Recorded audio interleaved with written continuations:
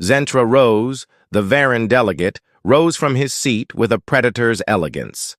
His scaled, serpentine body was slightly curled as he looked over the crowd, his golden eyes glimmering with hate. "We have to answer the human query," he began, his voice soft but poisonous. The room grew tense as Zentra continued, condemning humanity's supposed unwillingness to participate in conflict and their repeated requests for diplomatic intervention. His words hung in the air like a toxic mist.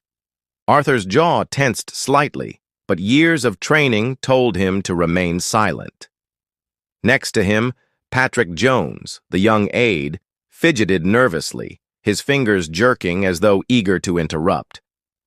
Arthur glanced at him briefly, and Patrick's pallid face instantly stilled.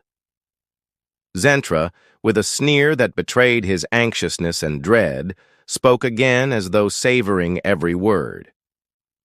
"Humanity's history may be one of confrontation," he said, "but their behavior as members of this council has been dull. They lack the guts to take decisive action, to exercise real power." The room erupted into a mixture of scorn and laughter. Representatives from the more aggressive species, those who thrived on conquest and bloodshed, nodded in approval, while others watched with skepticism. Arthur finally stepped forward, moving onto the main platform with a deliberate shift in his posture. He adjusted his cuffs with precision, his gaze cutting through the noisy chamber. When he spoke, his voice was calm, yet razor-sharp. "It's fascinating how much time you invest in guessing what humanity fears," Arthur began, his tone serene but edged with steel. "Yet you've spared no thought for what we've endured, or what we are capable of." The room fell silent. Laughter evaporated, leaving only tension. Zentra momentarily froze, his confident demeanor faltering. Arthur continued, his words carrying undeniable weight. "You mock us for choosing peace over conquest, but history shows that those who mistake mercy for weakness often regret it." The silence in the chamber became deafening. Even the most aggressive delegates shifted uncomfortably in their seats. Patrick, standing just behind Arthur, marveled at his mentor's transformation. This was not the polished diplomat he knew. This was a warrior in disguise, Zentra hissed, breaking the quiet. "If humanity is so powerful," he challenged, "then why hide behind words and treaties?" Arthur tilted his head slightly, as if considering the question. "The greatest strength," he replied, "is knowing when to act and when not to." He paused, letting the words sink in. Then his voice turned colder. "But if you insist, Delegate, I promise you this. Humanity will not hesitate to remind the galaxy why we're still here. And why others are not." A ripple of unease spread through the room. Even Zentra's scales seemed to ripple with suppressed agitation. After a moment, the Varan delegate stepped back, sensing the shifting tone of the room. Arthur maintained a deliberately neutral expression. "Earth has always pursued peace, not out of fear, but out of wisdom. Push us too far, however, and you would do well to remember that wisdom is not weakness." With that, Arthur stepped down from the platform. His measured strides echoed through the quiet chamber. Patrick followed, his expression a mixture of awe and fear. As they left, Victor Van, the gruff military liaison, joined them in the corridor. "You've just painted a target on Earth's back," Victor said bluntly. Arthur didn't break stride. "Then let them aim," he replied. "It'll remind them why they shouldn't pull the trigger."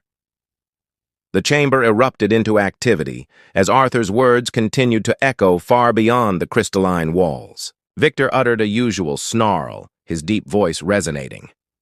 "What's the target?" Liam's fingers hesitated, halting in the middle of typing. "A neutral colony. Minimal defenses, 9 locations. Population is ideal for causing mayhem." Arthur's jaw tensed, his presence a dazzling illustration of cosmic resolve.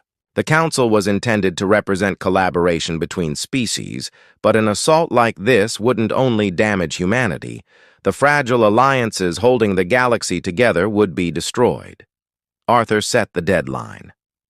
36 hours, maybe less, he said.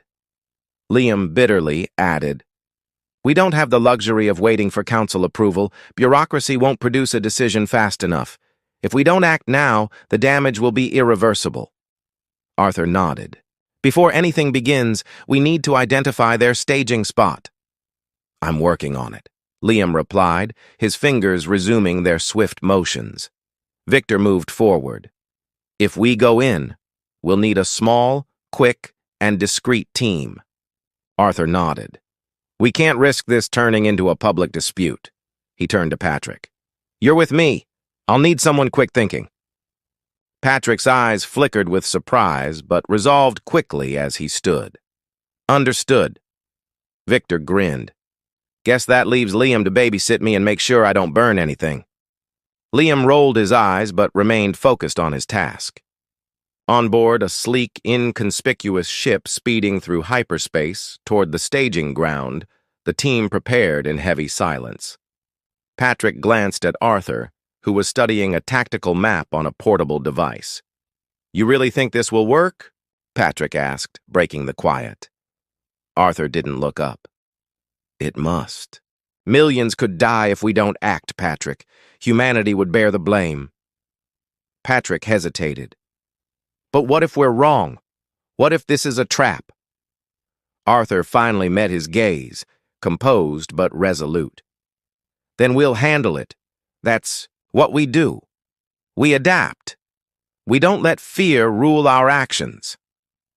Patrick nodded, but doubt still lingered in his eyes.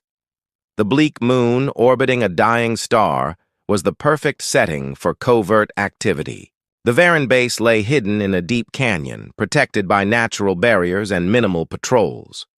Arthur surveyed the area through binoculars, his sharp eyes tracking every movement. "They're expecting an attack," Victor whispered. "But not from us." "What's the play?" Patrick's voice crackled over the comms. Arthur formed a faint grin. "We give them the unexpected, a distraction in minutes." The team launched a series of diversionary strikes on the perimeter, drawing attention away from the real target. Amid the chaos, Arthur and Patrick slipped into the base through an unguarded maintenance hatch. The corridors were dark and narrow, filled with the hum of machinery. Moving like shadows, they reached the control room. Arthur motioned for Patrick to stand guard while he approached the terminal. "Liam, I'm in," Arthur murmured into his comm. "Walk me through this." Liam's voice crackled back. "Look for a panel labeled Command. Disable their scramble and targeting systems." Arthur's fingers flew across the controls with precision. Each beep of the terminal was a small victory. Then, abruptly, an alarm blared through the base. Patrick swore under his breath, gripping his weapon tightly. "How much time do I have?" Arthur asked, his focus unwavering. "Not enough," Liam replied bitterly. "You need to move." Arthur completed the final step, then turned to Patrick. "Let's go." The extraction point was within reach when a Varen squad rounded the corner, their weapons raised. Arthur didn't hesitate, firing 2 quick shots that dropped 2 of the aliens. Patrick followed suit, his aim less precise but effective. The remaining Varians retreated, giving the team a narrow window to escape. Victor's voice boomed over the comms. "Move it! The shuttle's waiting!" They sprinted up the ramp as the hatch sealed behind them. The base grew smaller in the distance, smoke rising from the chaos they'd left behind. Back on the command ship, Liam was already analyzing the data they'd extracted. He held up a data pad, triumphant. "This proves Zentra planned the attack." Arthur nodded grimly. "Take it to the council. They need to see this." Patrick sank into a chair, exhaustion etched into his features. "They'll think we did it," he muttered. Arthur's gaze hardened. "They must see the truth. And if they don't, we'll make them." The Galactic Council chamber was. In disarray, the air thick with tension. Crystalline walls shimmered under the weight of heated debates. Alien representatives hurled accusations and rebuttals like plasma bolts.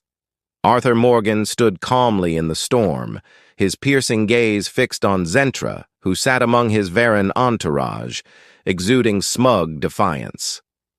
Patrick held the datapad containing their hard-won evidence, while Liam monitored holographic displays from the shadows. Zentra rose, his voice cutting through the noise.